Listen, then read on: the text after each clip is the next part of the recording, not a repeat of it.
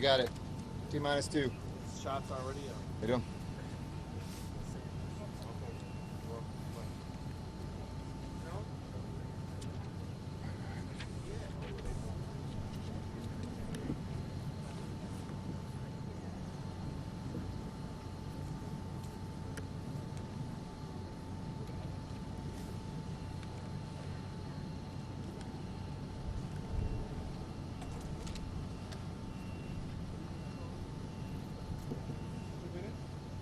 Minutes?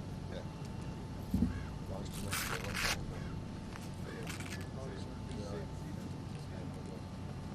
I'm interpreting. I know. I know. Yeah, near the two should look real nice for some reason. That's the other thing I said. Barker said that you came down. You good? Okay. All right. I'll mention you guys. Appreciate you being here. Look at it, wait for sure.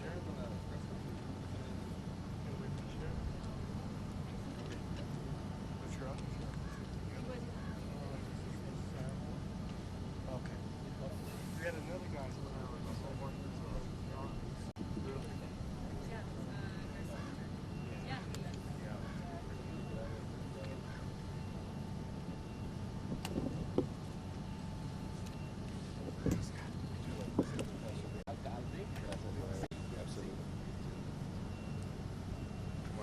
get off the chopper shot and then get ready to go for the mayor live, sir. Thank you very much. It's going to hold you till 5. 5 coming up right now. So we go off the chopper shot and go directly to the mayor.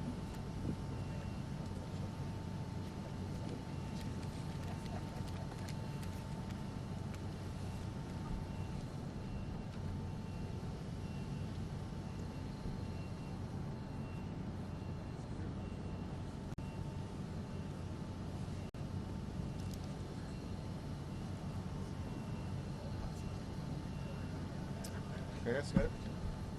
Good evening, everybody. I'm Mayor Eric Garcetti, and I'm joined here by officials from our law enforcement, from our public safety, firefighting community, elected officials, and community leaders here today. Let me start, and it goes without saying that when we watch these images on the news, there are men and women who are sweating it out on the fire line, men and women who are wearing uniform and badges, protecting our homes, our families, our city. And we are so deeply grateful for these angels in this city of angels and the work that they have done. As we all know, it was a tough night last night with extremely low humidity of about 3 to 4% and winds that reached as strong as 50 miles an hour. The Saddle Ridge fire has grown significantly since it started last night a little bit after 9 p.m. It is now still, we are saying, at 7,542 acres, though we are assessing that as we speak, and 13% contained. But as a reminder to a lot of folks who listen, 13% containment, there's a lot more than 13% that is being acted on right now. So that's the 13% we know will not spread, but we have some good strong lines out there. Our assessment still is that 25 structures have been destroyed, and we have no loss of life due to the fire. We had one fatality from cardiac arrest of somebody in Porter Ranch last night who was then revived by our paramedics but died at the hospital. But other than that, and a small injury to a firefighter in his eye, we thankfully have seen our casualty count extremely low with a fire of this severity. Because of the severity of this fire and its capability to escalate, I signed a declaration of emergency for the city of Los Angeles about an hour ago.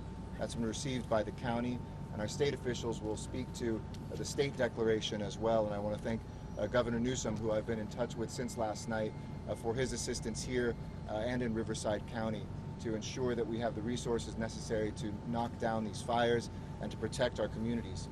The declaration that I put forward directs all city departments to take whatever necessary steps, not only to fight this fire, but to accommodate the residents, so many who have been displaced because of this. And we have hopefully some good news I'll let some of the others talk about, of some folks who are able to visit their homes and some who will be able to return to some homes this evening as well.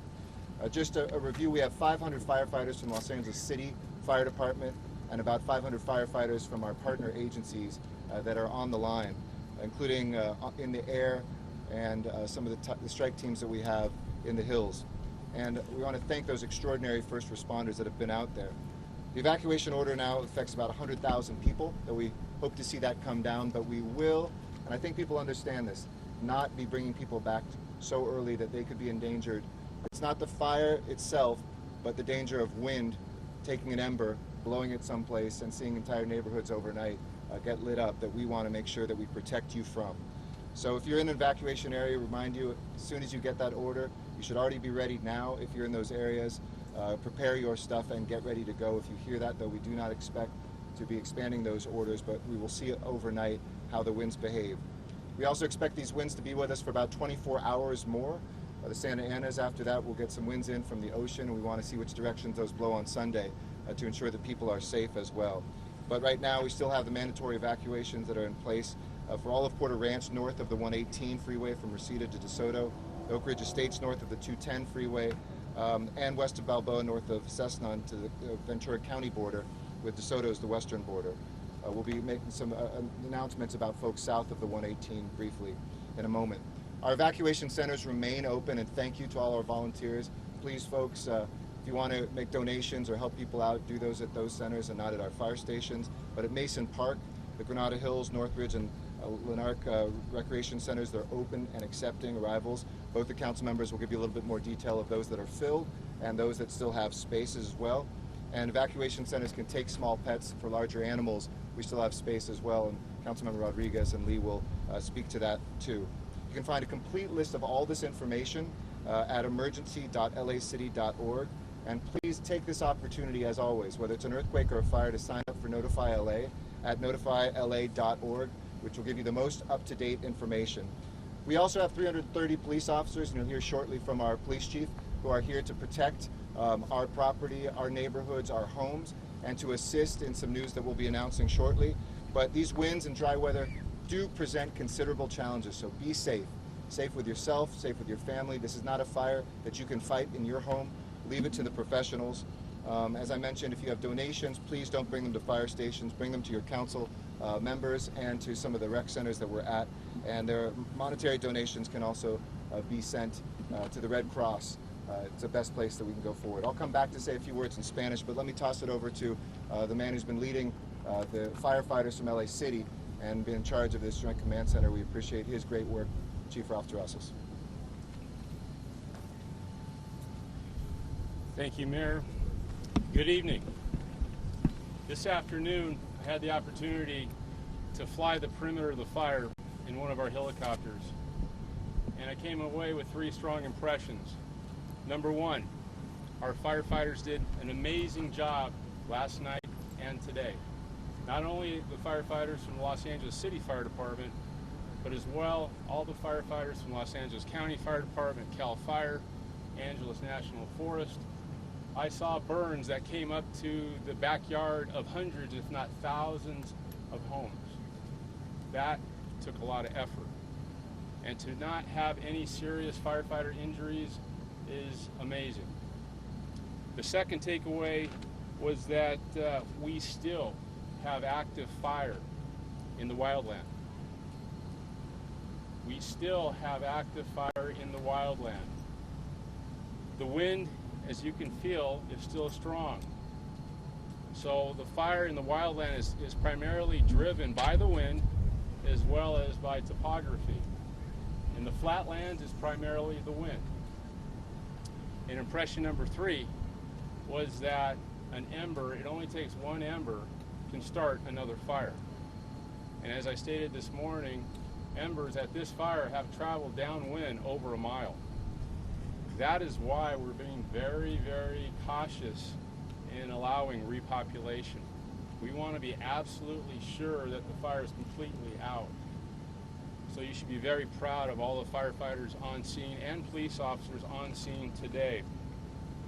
In terms of structures destroyed, the mayor stated 25, and I just got a correction as we walked up here. The total is 31 structures.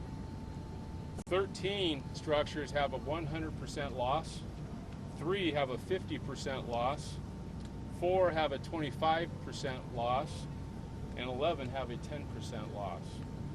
We put out teams of inspectors to do property damage. They spent all day doing that. That's how we were able to get the numbers for you today at 5 o'clock. In terms of cause, we are aware of a story out there in the media of a witness seeing fire fall from a transmission tower. Our arson investigators have interviewed, we believe, that witness, but certainly someone else who said something similar. So we are following all leads, and we still don't have a determination, but we are aware of that story out in the media. And lastly, I would just encourage the public to continue to do what you've been doing for the last day and a half, and will do for another day or so. Be patient with us. I know you want to get back into your homes. We want to get you back into your homes, but we want to make sure you're safe. That concludes my remarks. I'd like to introduce Chief from the LA County Fire Department, Dave Richardson.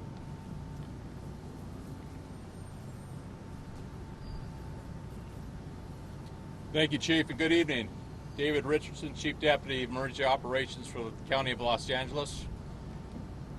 In this effort to battle this disastrous fire, LA County is committed in excess of 400 firefighters, a number of fire engines, and air resources to assist along in the battle of this fire.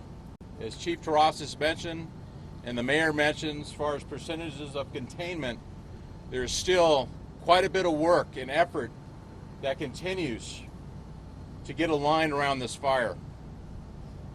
I'd like to note and echo the sentiment, the fact that our men and women of public safety out there making a difference in the community, in providing life safety and protecting property as we continue to the next few days and potentially week to get a line around this and to a point where we feel good that we can put it in patrol mode down the road here.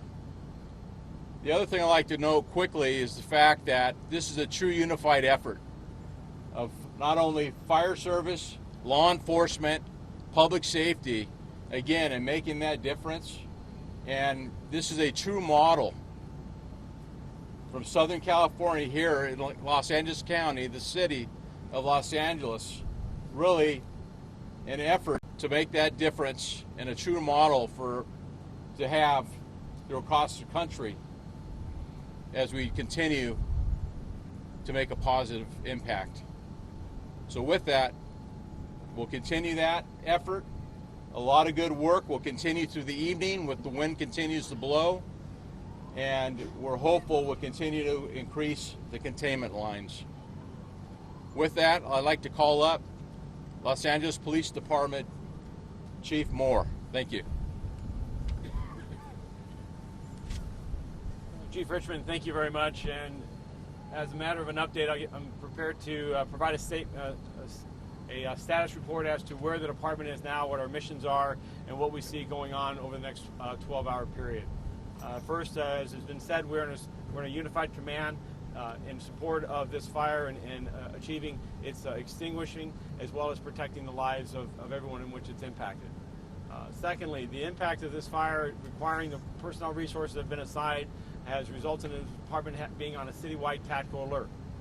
We have sufficient resources around the entire city. However, we have embarked on a tactical alert in order to control and save those resources for our most critical instances. So with that, the consequence is that citizens and community members in other parts of the city may see a degradation on low-level calls for service. We ask for your patience. We have nearly 400 personnel here today, and we'll have over 450 personnel here overnight. And so this is a balancing act of all the competing needs for public safety here in Los Angeles. Our responsibilities here include, as has been said, the evacuation of neighborhoods, as well as securing those closed areas and providing for traffic control and allowing and ensuring that the fire and other resources can get in and out of these areas. The closed areas as they are today, as of this moment, we've made an adjustment given in consultation with the fire department, and we are opening all closed areas south of the 118 freeway. So communities that were previously closed south of the 118 freeway west of DeSoto Avenue are now allowed back into those areas. What we ask for everyone who goes back into their residences, back in their homes and communities, if they see something that is questionable or uncertain, or they see something that brings concern to them, call the police department. We'll respond and we'll accompany you back into your residence to ensure that you're safe and that you're able to repopulate this community quickly and effectively. Secondly, recognizing that the remaining closed areas, it's projected at a minimum, will remain closed overnight and into tomorrow. In an effort to support many people who have been evacuated from those areas, we're establishing 3 centers that will be staffed by police officers as well as volunteers from the Mayor's Crisis Response Team, where residents with proper ID will be able to arrive, and we'll accompany you back to your home for a 5-minute effort to collect essential medicines, any a change of clothing, check on your pets, an initial gathering of any other things that you may have left in your haste to leave that area. Again, these areas will remain closed overnight and into tomorrow. And recognizing that a number of people may not have anticipated such a duration, we will support you, but you will not be allowed to remain in these closed areas. Secondly, I cannot assure you that every resident in every part of the closed area will have access. There are still, as the fire chief indicated, hot spots and areas that are too dangerous even for emergency personnel to be there, and certainly to bring you as a resident into those areas. So this is a case-by-case basis, but I would encourage that if individuals have an interest in returning their residence and picking up some essential items, that they go to these 3 locations. Councilman Lee and Councilwoman Rodriguez will provide those specific locations here in a moment. In closing, overnight, if you are a resident from these closed areas, rest assured that with 450 uniformed personnel, that we will be in each of these neighborhoods. We will be providing security and doing everything possible to ensure the safety of your residents as the fire department strives to extinguish this blaze and the threat it poses to your house or home. In that, though, circumstances of looters or others, if they choose to go in those areas, let me be clear, there'll be no tolerance for any type of an individual trying to make an opportunity to go there and seize this moment. We'll be aggressive in arresting and prosecution of those individuals. Lastly, I'm well aware that a number of our residents have security systems and other tools that are safeguarding their home. Should they get reports of activity in their home that is suspicious, please call 911, report that information. Again, we will have sufficient resources nearby and assigned to these areas to ensure that the safety of these residences remain. Lastly, and this is truly an effort that the men and women of LAPD and LA Fire and all LA County Sheriff and every agency in public safety has been on these lines for nearly approaching 24 hours. If you have an opportunity to see an officer, firefighter, a thank you, a smile, an appreciation goes a long way in encouraging their heart. They're out there for all of us, and their efforts and their dedications in their efforts are making a difference. Thank you. And now at this point, I'll introduce Councilwoman Rodriguez. Thank you, Chief, and thank you so much to this incredible unified command, which has been so effectively serving the residents of Los Angeles during this critical time. We do want to report some of the updated shelter facilities and what's available for individuals that have been forced to mandatory evacuate their areas. We want to provide the updated information. At this time, Sylmar Recreation Center is still remain full. It is completely full. We have Mason Recreation Center in Councilmember John Lee's district also is full and at capacity. The availability of additional locations includes Granada Hills Recreation Center, Northridge Recreation Center, Lanark, Balboa Sports Complex, Brantford, and Van Nuys Sherman Oaks. Those locations still remain available for individuals to seek shelter and evacuate, heeding the calls of those mandatory evacuations. I want to thank Chief Moore and the members of the Mayor's Crisis Response Team for availing themselves to help many of these families that have been affected by these mandatory evacuations, to allow them the opportunity with escort to go back to their residences for a brief moment to collect some of the items, given that we recognize they couldn't have anticipated the length of time that they would have to be away from their residence. So at this time, we are offering this opportunity for residents affected by this evacuation in Sylmar of the Oak Ridge Mobile Home Park. They can be escorted from the Sylmar Recreation Center. There they will have their IDs checked and will have an available escort afforded to them. In addition to that, we want to make sure that we remind everybody that at these shelter and evacuation centers that are provided by our Department of Recreation and Parks, small animals are available to also accompany you, your pets, your cats, your dogs, and larger animals for, again, those members that could find themselves in a circumstance that require large animal or equine evacuations. We still have facilities available to accommodate your needs at the Hanson Dam Equestrian Center, also at Pierce College. So we do have those facilities still remain available for your use, and we encourage that. Again, thank you all for your cooperation. It has helped us address these emergencies with far greater ease, given the complications of the wind, and we just appreciate and ask for the public's continued support. Thank you. Councilmember John Lee. John. Councilmember John Lee, Council District 12. Earlier, Chief Moore talked about repopulating Chatsworth. Out of an abundance of caution, we evacuated a small portion north of Chatsworth, right below the 118 freeway. And starting right now, you're going to be able to go back into your homes.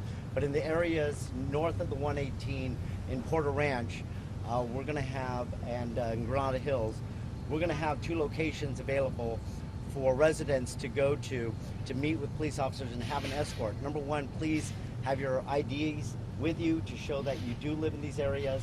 And those 2 locations are the Porter Ranch Shopping Center and the Target Shopping Center at Balboa and San Fernando, Michigan. And so if you bring your ID, you will receive a police escort to make a brief stop into your house, again, to bring those necessary items that you may have forgotten or a change of clothes. One thing I do want to do is, not only thank the men and women who have fought all night to battle this fire, but I also want to thank the residents of Council District 7 and Council District 12, because when the call went out to evacuate our areas, there was such an amazing response to it that really allowed our firefighters to focus on the fire and not so much on rescuing the people who decided to stay. And so thank you very much. You made their jobs so much easier. And again, those 2 places you can go to stop and revisit your homes. Just for a brief moment, I'd like to throw it back to our mayor. So we have a few other folks just to give a few more pieces of information. This is really, I want to thank everybody again. We won't be able to hear from everybody who's here, but I want to thank the school district. Scott Schmerlson is here, board, Kelly Gonez as well. I want to thank also the LA County Supervisor Catherine Barger, who's been amazing, and the Los Angeles Sheriff's Department as well. We have our state representatives who've done a superb job in making sure that there's state assistance. As I mentioned, we've been in close touch with the governor, but we're very lucky to have both Senator Henry Stern and Assemblymember Jesse Gabriel to say a couple words and give some information about the state of emergency as well. Thank you, Mr. Mayor. State Senator Henry Stern representing the Porter Ranch area and the West San Fernando Valley. As of 5:01 p.m., the governor has issued an emergency declaration for both Los Angeles and Riverside County areas impacted by the numerous fires underway today. That goes in addition to the federal management assistance grants that the governor was able to obtain from FEMA earlier this morning. So we just want to all the brave first responders and all of our tireless public servants down here at city and county levels to know that the state has got your back and that fires don't respect politics. So we got to be above that in this moment. I think we're showing that. So thank you to the governor for stepping up unhesitatingly, and we'll be there when you need us. Good evening, everybody.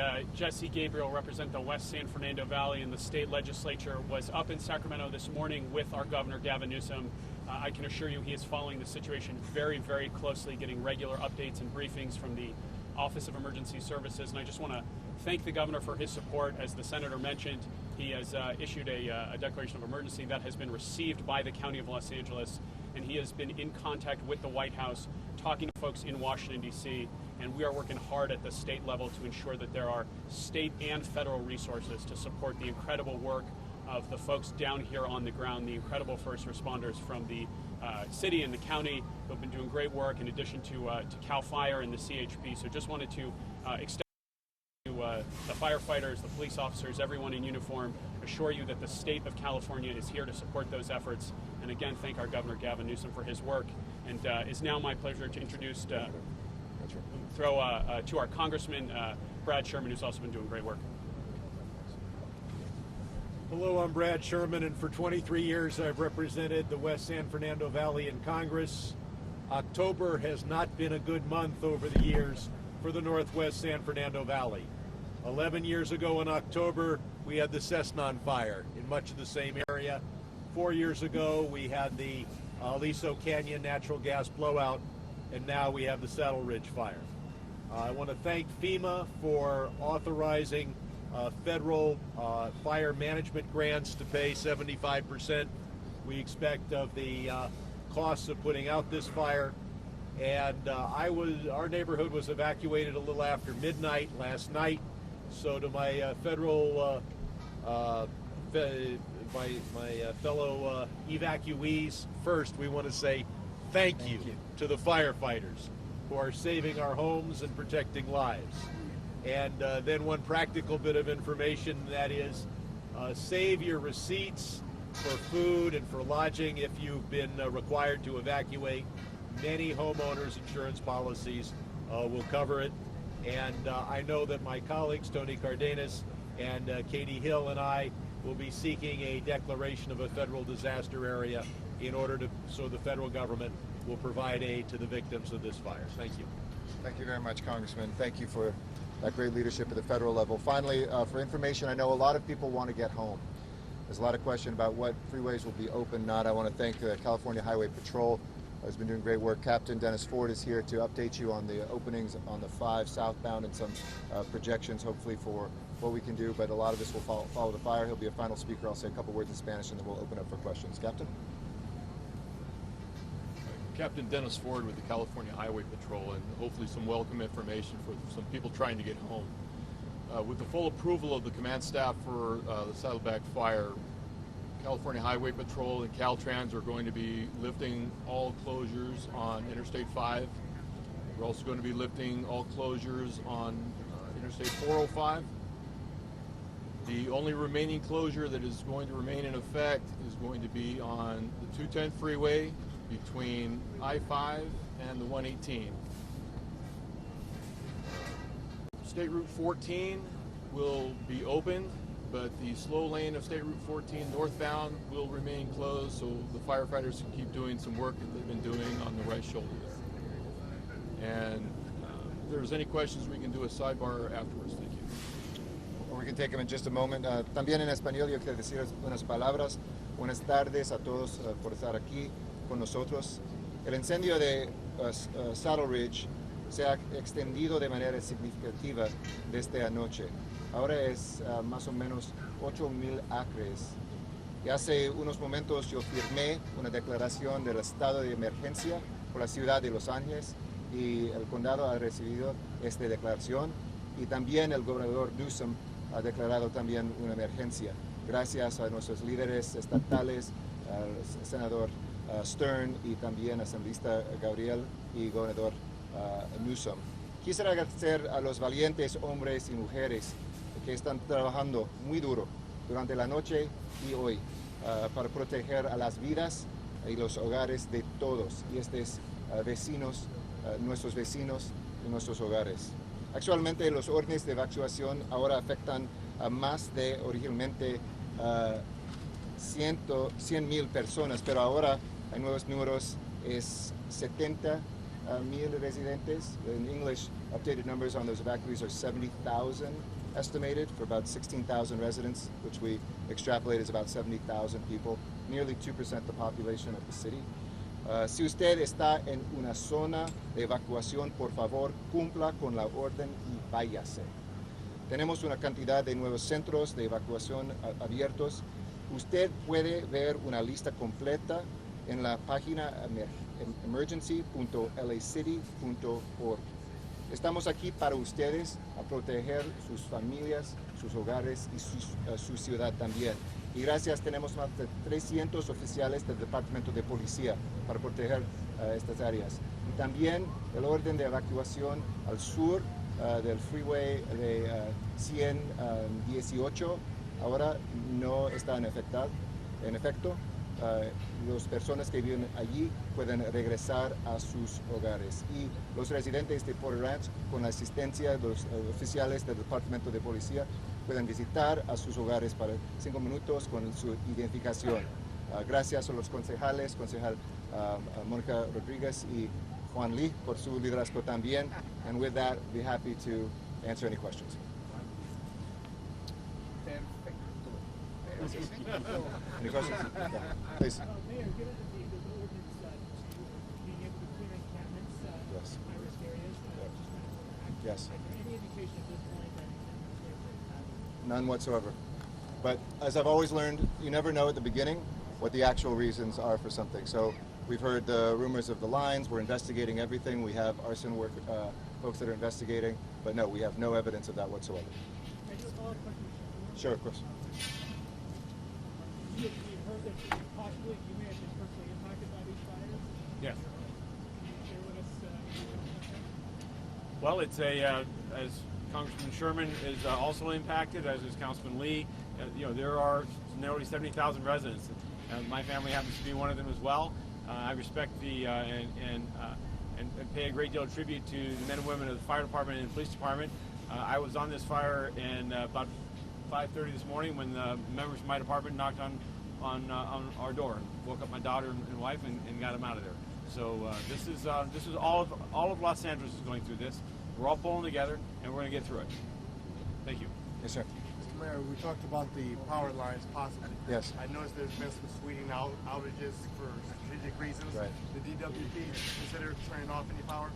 No, generally what we have with DWP is a different set of lines that we don't feel necessarily caused that. So it's been the decision of the department not to, but we will, always assess that.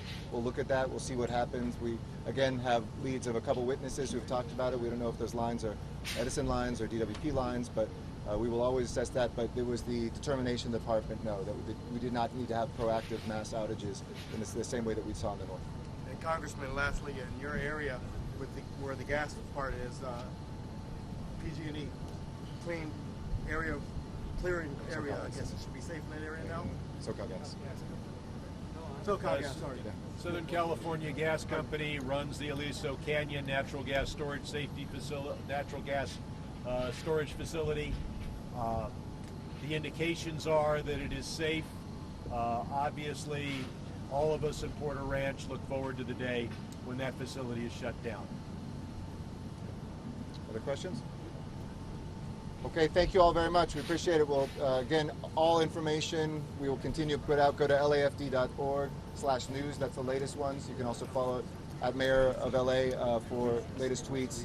And please give donations. Either financial donations are the best, but if you do have food, water, please bring that to those folks that are displaced. Our first responders are well covered, and we appreciate your thoughts and prayers for them, as well as all the residents who are displaced. And we're going to get people back home as soon as it is safe. Thank you all so much. Have a good evening.